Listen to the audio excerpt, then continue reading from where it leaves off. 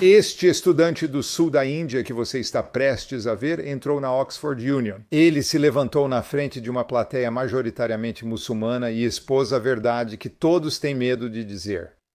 O islamismo e a democracia não são compatíveis. E sabe, ele está certo. O islamismo não é incompatível devido a falhas filosóficas ou aparente homogeneidade. O islamismo é considerado incompatível, pois, apesar do faccionalismo e das seitas como sunismo e xiismo, o poder supremo pertence apenas a Alá, não a uma pessoa ou povo. Portanto, as decisões do impacto não estão ancoradas a um Estado ou governo que possa ser responsabilizado, mas sim a um conceito irrefutável de um ser supremo que não pode e não vai responder à humanidade.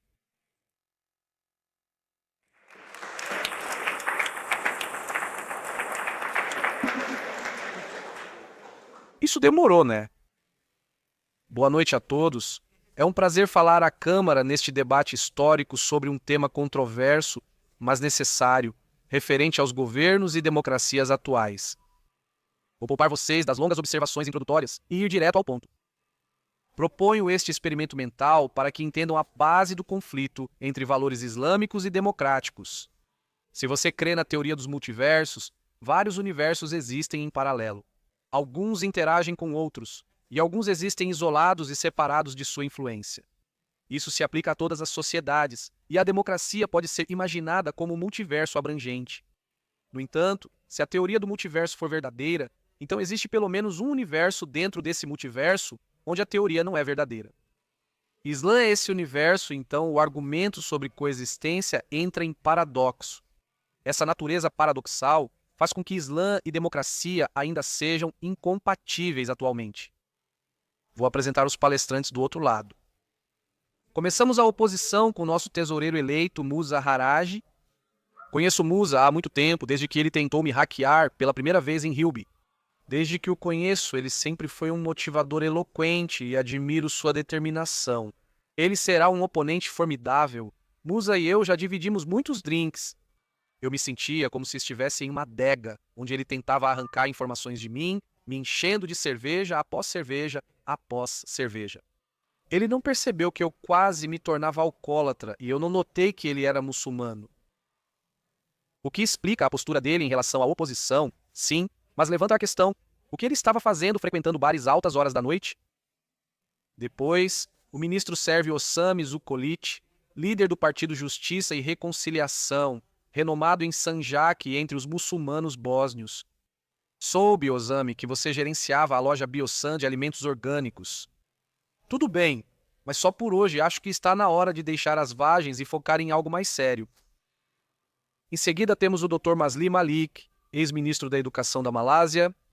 Como singapurense, respeito seu sistema educacional, mas o nosso é equivalente em quase todos os critérios. Vi que você concluiu o DPhil em Durham.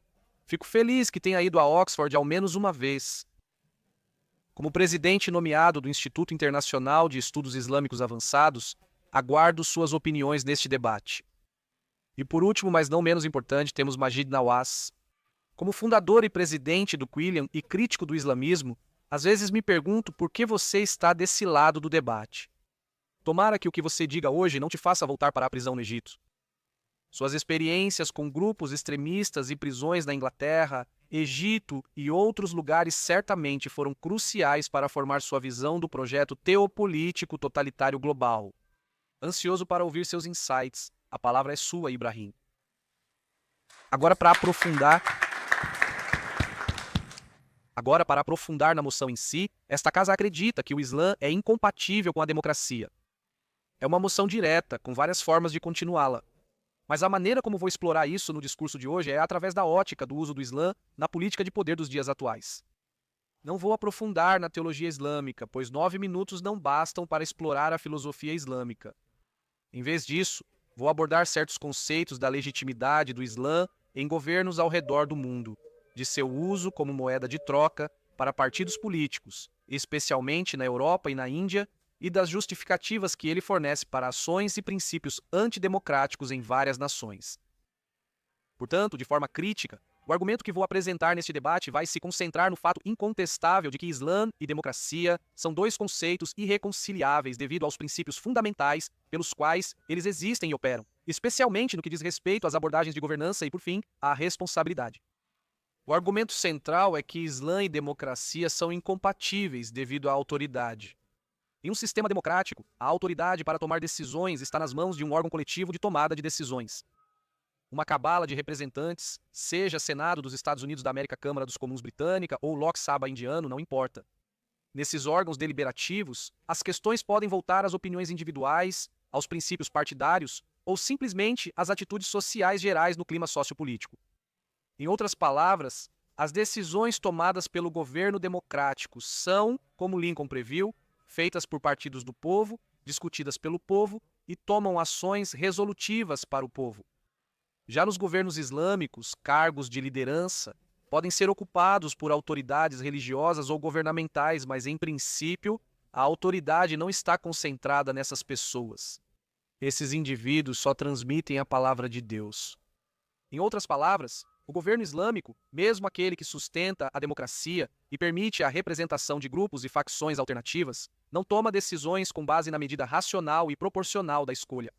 Em vez disso, ele ancora a tomada de decisões nos conceitos e virtudes destacados no Alcorão e em outros textos religiosos, e permite que as interpretações da vontade de Alá ditem a palavra final em qualquer questão. O problema ocorre ao vincular isso a um ser incorpóreo. Neste debate, não discutirei a existência de Deus, então não seguirei esse raciocínio. Em vez disso, vou explicar isso como um meio pelo qual os governos podem se isentar de responsabilidade ao associar as decisões que tomam à vontade de um ser superior, cujo julgamento não pode ser questionado. O Irã ilustra bem isso.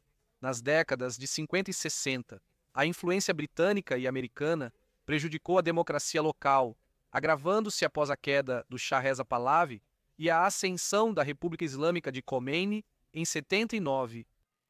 O governo islâmico do Irã tem tomado ações consideradas antidemocráticas, como excluir mulheres do poder, impor o hijab e gerar controvérsias nas eleições de Ahmadinejad nos anos 2000, isso nem mesmo está alinhado com os princípios fundamentais do Islã. Muitas vezes, a teocracia islâmica ditou o diálogo do parlamento do povo de Idã, Vayar Khomeini, Khamenei e outros demagogos, que alegam representar a autoridade suprema de Alá, mesmo interpretando o Alcorão para seus próprios interesses. Eles reprimiram protestos e restringiram oportunidades para grupos fora do ideal islâmico, como mulheres, lésbicas, gays, bissexuais e transgêneros, e minorias étnicas e religiosas em um país antes muito diverso. Esse é um problema que meu país, a Índia, enfrenta desde o início da modernidade. A política de paz universal de Akbar, o Surricu, pode ter sido revolucionária para sua época. Mesmo assim, mulheres e minorias de sua corte quase não atuavam fora das sombras. Quem foi Bilbao além de um cortesão inteligente e de seu legado como conto infantil usado para manter relevância política e criar uma falsa narrativa de inclusão?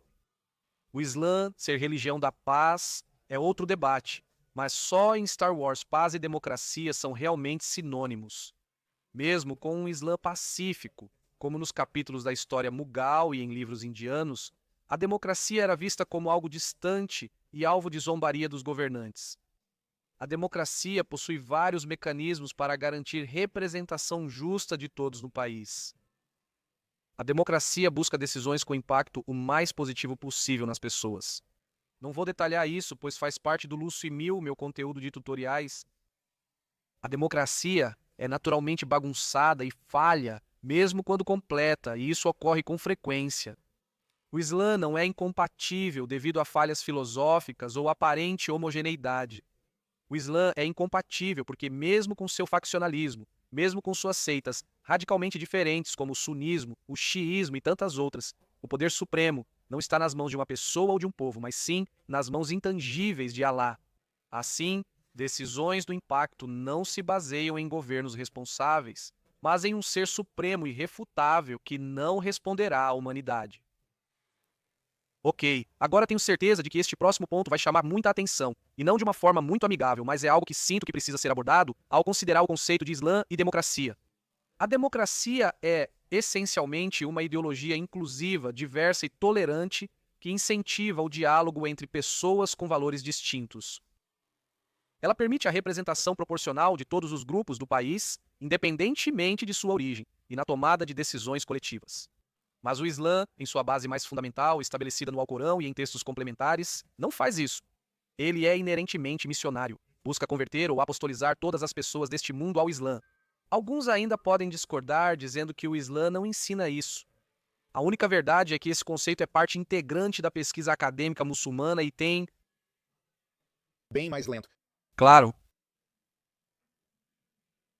Concepção desde 610. Uma parte central de sua doutrina considera os não-muçulmanos infiéis, descrentes segundo seus padrões, condenados à eternidade em uma versão muçulmana do inferno de Dante. Agora, eu sou hindu, do sul da Índia, e não me agrada a ideia de passar a eternidade em um banho de espuma de chamas no sexto círculo do inferno, só porque ouvi uma afirmação e discordei do que alguém possa sugerir que era a palavra de Alá. Sei que alguns podem discordar da minha visão sobre Jahannam por ser direta ou sem nuances, mas preciso dizer isso. Por que alguém deve sofrer eternamente por um número finito de pecados cometidos em uma vida que também é finita? Esse argumento está presente em debates do The Guardian, pesquisas islâmicas e discussões do governo indiano, todos indicando o mesmo caminho. O Islã é inerentemente excludente. Os princípios do Islã servem para excluir aqueles que não se enquadram sob seu guarda-chuva religioso e, às vezes, até marginalizam aqueles que pertencem a grupos de segunda classe dentro dos países. E assim, isso o torna irreconciliável com qualquer modelo ocidental de governo ou autoridade. Seja por questões políticas ou não, incluir o Islã em um modelo de liberdade humana impede a coexistência de uma democracia pluralista e justa. Eu ia falar dos populistas, mas vou deixar para depois porque o tempo está acabando. Francamente, considere esta afirmação. Não digo que só o Islã enfrente populismo, demagogos e extremistas que o usam para se promover. Todo o conceito de religião e governo é facilmente exposto a isso.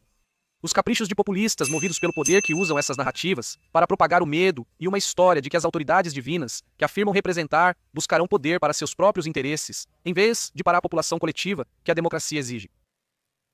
A democracia moderna e federalista, segundo Hamilton e J.R. Roth, depende de vozes discordantes para funcionar plenamente. Só me deixe concluir.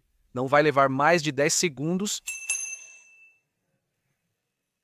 Por outro lado, apesar de existirem seitas radicalmente diferentes dentro da estrutura geral do Islã, a dependência de sua legitimidade estar atrelada à autoridade de um ser superior, Alá, e, portanto, seguir uma estrutura de crença monoteísta que isenta indivíduos e governos de responsabilidade, torna essas seitas fundamentalmente contraditórias. Peço que esta casa reflita sobre nossos argumentos e vote a favor do corpuciano ao final. Obrigado.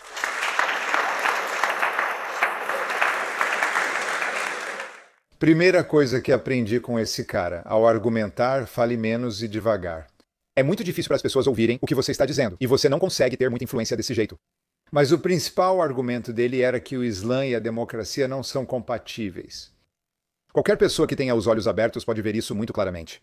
Existe um motivo pelo qual eles têm tribunais da Sharia estabelecidos em sociedades ocidentais onde isso é permitido, o que é muito problemático. Porque eles não querem obedecer à democracia e querem obedecer à lei da Sharia. E a lei da Sharia é uma lei que contradiz completamente e discorda de muitos dos valores ocidentais. Então, simplesmente não é compatível.